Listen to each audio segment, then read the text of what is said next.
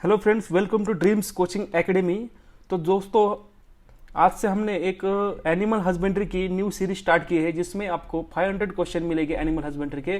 साथ ही में उस जो क्वेश्चन हो गए उसका वीडियो एनालिसिस भी होगा। तो मेरा नाम है किरण शेळके। तो आज से हम देखने वाले हैं एनिमल हस्बेंड्री की न्यू सीरीज। चलिए तो स्टार्ट करते हैं हमारा लेक्चर क्वेश्चन नंबर 1 से। तो हमारा पहला क्वेश्चन है, Marek's disease is found in. Marek disease कहाँ पे दिखता है? इनमें इस ऑप्शन में यहाँ पे हमें अलग अलग ऑप्शन दिए गए हैं।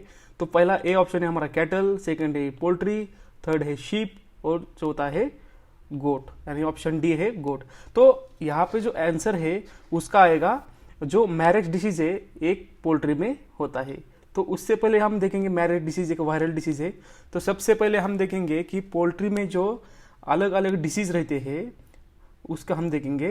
तो पोल्ट्री में वायरल डिसीज के बारे में हम देखेंगे, क्योंकि एक जो मैरेक्स डिसीज है ये वायरल डिसीज है जिसे हम अलग अलग नाम से भी जानते हैं। जैसे कि हम रेंज पैरालिसिस भी बोलते हैं उसको, रेंज पैरालिसिस, और उसे स्किन लिकोसिस भी बोलते हैं, और न्यूरल लिकोसिस भी बोलते हैं, न्यूरल लिकोसिस। तो इस नाम से भी इसे मैरेक्स डिसीज को जाना जाता है। साथ ही में एक वायरल डिसीज है, उसके जो सिम्टम्स रहते हैं, लेकिन डिसीज जो होते हैं उसके सिम्टम्स रहते हैं, और जब इंसेक्ट होता है उसकी नेचर ऑफ डैमेज रहते हैं। सिम्टम जो है उसमें क्या होता है, इनलार्जमेंट होता है nerves, liver, spleen and kidney में। यानी कि इनलार्जमेंट होता है, इनलार्जमेंट ऑफ नर्व्स किडनी में होता है, किडनी में, साथ ही में स्प्लीन में भी होता है एंड लिवर में भी होता है। इस रीजन में क्या होता है, एक इनलार्जमेंट होता है। उसी के साथ हम जो पोल्ट्री में जो वायरल डिसीज है उसके बारे में हम देखेंगे। तो पोल्ट्री में अलग अलग प्रकार के वायरल डिसीज है जिसमें इंपॉर्टेंट के हम नाम देखेंगे, उसकी कुछ जानकारी देखेंगे। तो सबसे पहला है पोल्ट्री में इंपॉर्टेंट जो है रानीखेत डिसीज, रानीखेत डिसीज, जिसे हम न्यू कास्टल डिसीज के नाम से भी जानते हैं। ये भी बहुत इंपॉर्टेंट डिसीज है इन पोल्ट्री। सेकेंड वायरल डिसीज है पोल्ट्री में, वो है आईबीडी, जिसे हम गम्बोरो नाम से जानते हैं। ये जो नाम है, कॉमन नेम आपको याद रखने पड़ेंगे, क्योंकि एग्जाम में डायरेक्ट क्वेश्चन आ सकता है, या फिर आईबीडी दे सकते हैं। तो उसका जो नाम है उसे गम्बोरो नाम से भी जाना जाता है, हमें याद होना चाहिए। उसके बाद है आईबी, एक रहता है आईबी, उसे बोलते हैं इन्फेक्शियस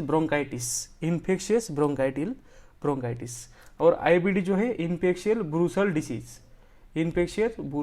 डिसीज, जिसे हम गम्बोरो नाम से भी जानते हैं। और आईबी और आईबीडी में डिफरेंस क्या है, आईबी का जो फुल फॉर्म होता है इन्फेक्शियस ब्रोंकाइटिस, और आईबीडी जो होता है इन्फेक्शियस ब्रूसल डिसीज, ये होता है। उसके बाद जो है हमने मैरेक तो देखा है, मैरेक रहता है। उसके बाद और ये देखो मैरेक्स, उसके बाद रहता है फॉल पॉक्स, और एनीमिया भी रहता है, एवियन इन्फ्लुएंजा। ये इंपॉर्टेंट जो 6 क्या है वायरल डिसीज रहते हैं पोल्ट्री में। तो चलिए हम एक बार क्या करते हैं, रिवाइज करते हैं। सबसे पहले देखा हमने मैरेक डिसीज क्या है, मैरेक डिसीज एक वायरल डिसीज है, जिसे हम अलग अलग नाम से जानते हैं, रेंज पैरालिसिस, स्किन लिकोसिस या फिर न्यूरल लिकोसिस के नाम से भी हम जानते हैं।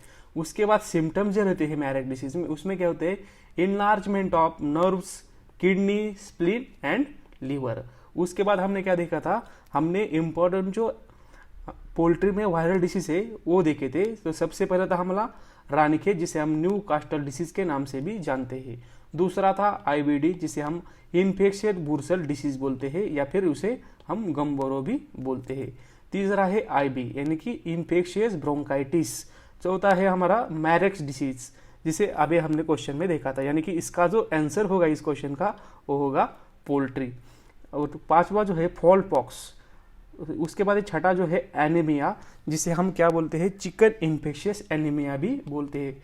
और छठा जो 7 नंबर का जो हमारा वायरल डिसीज है पोल्ट्री में, ये है एवियन इन्फ्लुएंजा। तो ये जो इम्पोर्टेंट था, हमने डिसीज भी देखे पोल्ट्री के वायरल डिसीज। तो ले तो हम मूव करते हैं नेक्स्ट क्वेश्चन की ऊपर। तो हमारा क्वेश्चन है second, the best age of dehorning. Dehorning के लिए बेस्ट एज कौन सा है? तो उससे पहले हम देखेंगे डीहॉर्निंग और डिसबडिंग में क्या डिफरेंस होता है। डिसबडिंग एंड डीहॉर्निंग।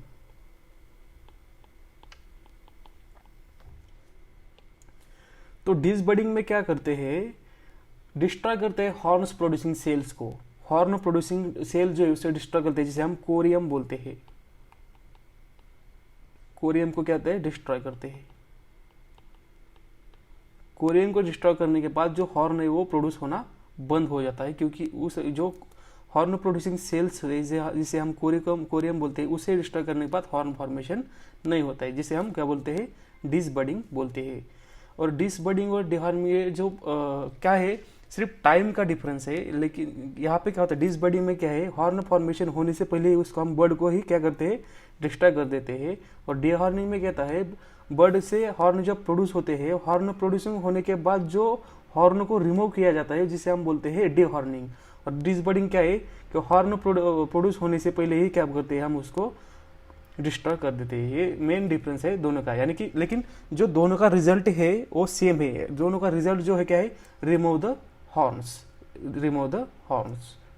अब डिसबडिंग में जो मेथड्स यूज किए जाते हैं डिसबडिंग के लिए, उसमें जो है केमिकल और मैकेनिकल मेथड का यूज किया जाता है। मैकेनिकल मेथड में हॉट आयरन डिसबडिंग करते हैं। क्या करते हैं, हॉट आयरन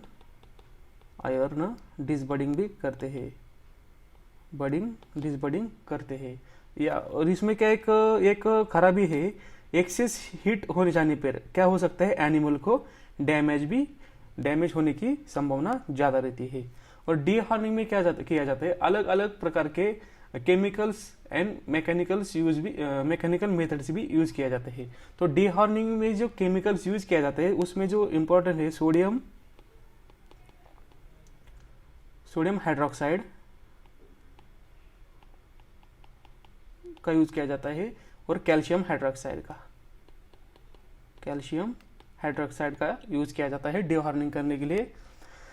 तब इसका जो आंसर आएगा वो आएगा ऑप्शन सी, 8 वीक्स। यानी कि डीहॉर्निंग कब करते हैं, यदि इसकी जो लिमिट है 3 मंथ तक रहती है, 3 मंथ होने के बाद ही रहती है, तो इसका जो आंसर आएगा वो आएगा 8 वीक्स। और डिसबडिंग जो करते हैं फर्स्ट वीक में करते हैं। चलिए तो मूव करते हैं हम नेक्स्ट क्वेश्चन की ऊपर। Ash content of human milk में ऐश का परसेंटेज कितना रहता है? तो इसका आंसर आएगा ऑप्शन ए 0.2%।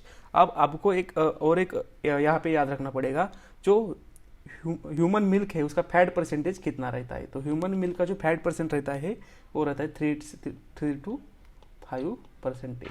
ये आपको याद रखना है। चलिए तो मूव करते हैं हम नेक्स्ट क्वेश्चन के ऊपर। तो क्वेश्चन है, बेटर क्वालिटी ऑफ खावा इज प्रिपेयर्ड फ्रॉम। इसका जो आंसर आएगा बफेलो मिल्क आएगा, क्योंकि बफेलो जो मिल्क होता है व्हाइट कलर, उससे जो प्रोडक्ट बनता है वो व्हाइट कलर का होगा, स्मूथ ग्रेनुलर टेक्सचर होगा इससे। इसलिए क्या होता है, जो खावा प्रिपरेशन करते हैं वो किसके मिल्क से करते हैं, बेटर क्वालिटी के लिए बफेलो मिल्क का यूज किया जाता है। तो यहाँ पे देखो, बफेलो को मिल्क को जो व्हाइट कलर आता है वो किसकी वजह से आता है, केसिन की वजह से आता है, केसिन की वजह से आता है, केसिन की वजह से आता है। तो काऊ के मिल्क जो को येलो कलर आता है वो किसके वजह से आता है, आपको एक कमेंट सेक्शन में हमें बताना है। तो चलिए अब और एक आपके लिए क्वेश्चन है, मिनिमम परसेंटेज जो लगती है खावा मेकिंग के लिए वो बफेलो मिल्क के लिए लगती है 5% फैट रखता है। तो काऊ मिल्क के लिए कितना फैट लगता है आपको एक कमेंट सेक्शन में बताना है। तो आपको 2 क्वेश्चन के आंसर देने हैं, एक तो काऊ मिल्क के लिए येलो कलर किसकी वजह से आता है, और दूसरा काऊ मिल्क से खावा बनाने के लिए कितना परसेंटेज फैट लगता है। तो हमने आपको एक इसके आंसर तो बता ले कि बेटर क्वालिटी, यहाँ पे देखो खावा तो प्रिपेयर हो सकता है काऊ मिल्क से भी, लेकिन बेटर क्वालिटी का खावा प्रिपरेशन के लिए बफेलो मिल्क का ही यूज किया जाता है। तो बफेलो मिल्क को व्हाइट कलर आता है केसिन की वजह से, और काऊ मिल्क को काऊ का जो मिल्क है उसको येलो कलर आता है, किससे आपको इसका आंसर देना पड़ेगा। और काऊ को खावा प्रिपरेशन करने के लिए काऊ मिल्क में कितना परसेंटेज फैट लगता है वो भी हमें आपको बताना पड़ेगा। तो नेक्स्ट क्वेश्चन है हमारा, to set the perfect curd optimum temperature should be. तो कर्ड प्रिपरेशन करने के लिए ऑप्टिमम जो टेम्परेचर लगता है वो रहता है 37 से लेकर 45 डिग्री सेल्सियस तक लगता है। उसके बाद है which animal have the single stomach, किस एनिमल को सिंगल स्टमक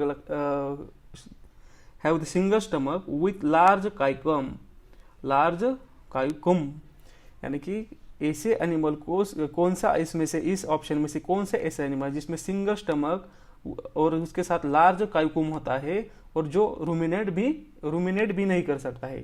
तो इसको इसलिए हमें यहाँ पे ऑप्शन दिए गए हैं, शिप दिया गया है, इसमें कैमल दिया गया है, बफेलो दिया गया है और डोंकी दिया गया है।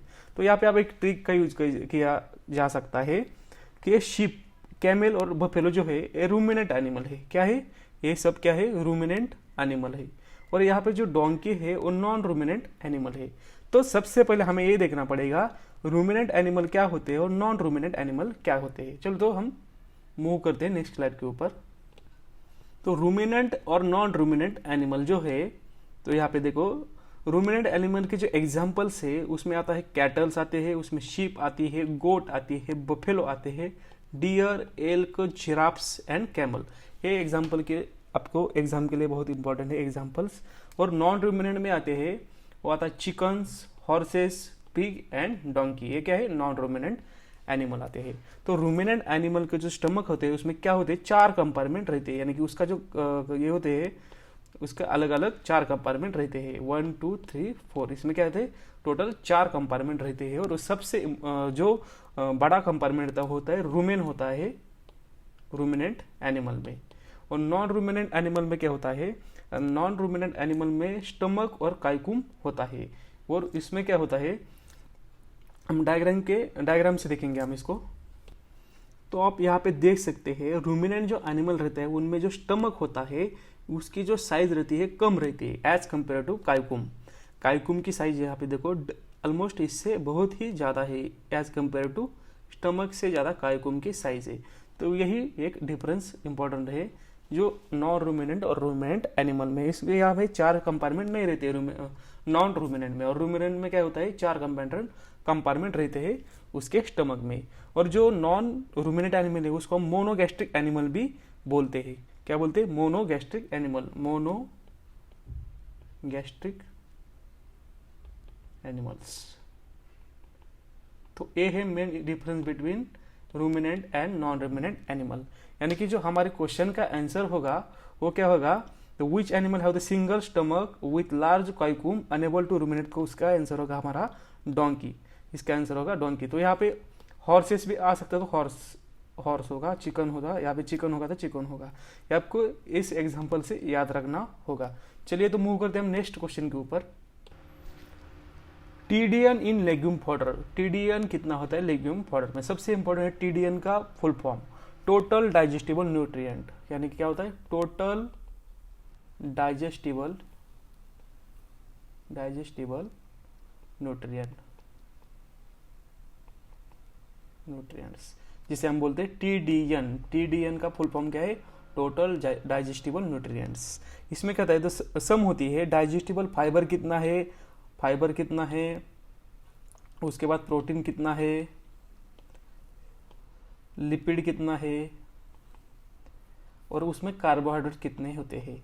ये सब की जो है, यानी कि हमारा जो फीड है, यानी कि फीड स्टफ जो है हमारा, टोटल हमारा फीड डाइट है, उसमें उस फीड डाइट में फाइबर कितना परसेंटेज रहता है, फाइबर कितना रहता है, प्रोटीन कितना रहता है, लिपिड कितना रहता है, कार्बोहाइड्रेट कितना रहते हैं, इसका जो इसे जो बोलते हैं हम टीडीएन बोलते हैं, टोटल डाइजेस्टिबल न्यूट्रिएंट्स रहते हैं फीड स्टफ में उसे। तो जो लेग्यूम्स क्रॉप रहते हैं उसमें जो टीडीएन परसेंटेज रहता है वो 30 से लेकर 40% तक रहता है। चलिए तो हम मूव करते नेक्स्ट क्वेश्चन के ऊपर। Hormone for milk secretion, milk secretion के लिए कौन सा हार्मोन लगता है? तो उसका जो आंसर होगा प्रोलैक्टिन होगा। और मिल्क लेट डाउन के लिए कौन सा हार्मोन होता है? Milk let down, let down. ऐसा क्वेश्चन आएगा तो उसका जो आंसर होगा वो होगा ऑक्सीटोसिन, ऑक्सीटोसिन। यहाँ पे देखो, आप यहाँ पे आपको कंफ्यूज नहीं होना चाहिए। इसका आंसर होगा मिल्क सिक्रेशन के लिए होता है प्रोलैक्टिन और मिल्क लेट डाउन के लिए होता है ऑक्सीटोसिन। तो हमारा नेक्स्ट क्वेश्चन है undescended condition of testes into the scrotal sac is known as. तो उसके जो ऑप्शंस है cryptorchidism, free martin, scrotal hernia और इम्पोर्टाउशिया काउंडी, ये इसके यहाँ पे क्या दिए है ऑप्शन दिए। तो इसका जो आंसर है उससे पहले हम कुछ इसके जो कंसेप्ट है क्रिप्टोर्चिटिज्म या फिर क्रिप्टोर्चिटिज्म, इसके बारे में हम देखेंगे। तो यहाँ पे एक मेडिकल टर्म है जिसे हम क्रिप्टोर्चिटिज्म या क्रिप्टोर्चिटिज्म बोलते हैं। ये क्या एक मेडिकल टर्म है, इसका जो मतलब होता है फेल्योर ऑफ वन और बोथ द टेस्टिकल्स और testes to descend into the scrotum sac. यहाँ पे देखो एक एब्डोमेन रीजन है, यहाँ पे उससे पहले testis develop near the kidney within the abdomen and normally descend into the scrotum by 2 month of the age, 2 month of the age। इसका मतलब यहाँ पे इसका जो मतलब है जो टेस्टिस होते हैं वो क्या होता है, जो एब्डोमेन है उसके अंदर किडनी के पास रहते हैं। उसके बाद किडनी के पास के जो टेस्टिस का जो पैर है उसमें से वो टेस्टिस इंजुनल कैनल के द्वारा क्या होता है स्क्रोटम सैक के अंदर डिसेंड होते हैं। स्क्रोटम सैक है यहाँ पे, उसके अंदर वो डिसेंड होता है। तो कई बार ऐसी कंडीशन आती है उसमें से जो 2 टेस्टिस है उसमें से एक टेस्टिस इंजुनल कैनल से स्क्रोटम के रीजन में जाके डिसेंड होता है और कई बार जो एक टेस्टिस है वो रिटर्न रहता है इसी पोजीशन पे। तो उससे क्या होता है, ये क्रिप्टोर्चिटिज्म की यहाँ पे कंडीशन आती है। तो कई बार दोनों भी टेस्टिस डिसेंड नहीं होते हैं स्क्रोटल सैक में, और कई बार एक ही टेस्टिस स्क्रोटल सैक में डिसेंड होता है और एक टेस्टिस इंजुनल कैनल में ही रह जाता है। द टेस्टिस में B retained in the abdomen और इन द इंजुनल कैनल, जिसे हम क्रिप्टोर्चिटिज्म की प्रोसेस कहते हैं, जिसे हम मेडिकल टर्मिनोलॉजी इस कंडीशन को क्या बोलते हैं, क्रिप्टोर्चिटिज्म। तो हमारा जो क्वेश्चन का आंसर आएगा the undescended condition of the testicles in the scrotal sac is known as cryptorchidism. चलिए तो मूव करते हैं हम नेक्स्ट स्लाइड के ऊपर। Buffalo share in total milk production in India, buffalo share in total milk production in India. यहाँ पे देखो आप अभी ये क्या चल रहा है 2021, तो उसका डाटा तो हमारे पास में नहीं है। तो ये जो पुराना डाटा है उसके हिसाब से यहाँ पे ऑप्शन दिए गए, तो इसका जो आंसर है यहाँ पे 55%। लेटेस्ट क्वेश्चन के लिए आपको अपडेट रहना पड़ेगा और जो आपके एग्जाम के टाइम जो लेटेस्ट फिगर है वही आपका आंसर होगा। तो चलिए मूव करें next group. NRC for horses is located at, NRC for horses is located at Hisar Haryana. उसके बाद yellow colour of egg is due to the, yellow colour जो आता है एग को किसके वजह से आता है, तो एग में जो येलो कलर आता है वो आता है ज़ैंथोफिल के वजह से। किसके वजह से, ज़ैंथोफिल की वजह से। तो दोस्तों ये था इस लेक्चर का फर्स्ट पार्ट। जल्दी में हम नेक्स्ट पार्ट जो है हमारे क्वेश्चन सीरीज का अपलोड कर देंगे। अगर आपको ये लेक्चर पसंद आ गया तो हमारे चैनल को सब्सक्राइब कर दिए और हमारे वीडियोज को लाइक करना मत भूलिए। अगर आपके कोई डाउट है तो कमेंट सेक्शन में कमेंट करना मत भूलिए, ताकि उस डाउट को हम क्लियर कर सके और आपकी जो डाउट है उसे हम अच्छी तरह से क्लियर कर सकते हैं और उससे आपको भी मदद मिल सकती है। तो चलो, तो thanks for listening and subscribe our channel Dreams Coaching academy.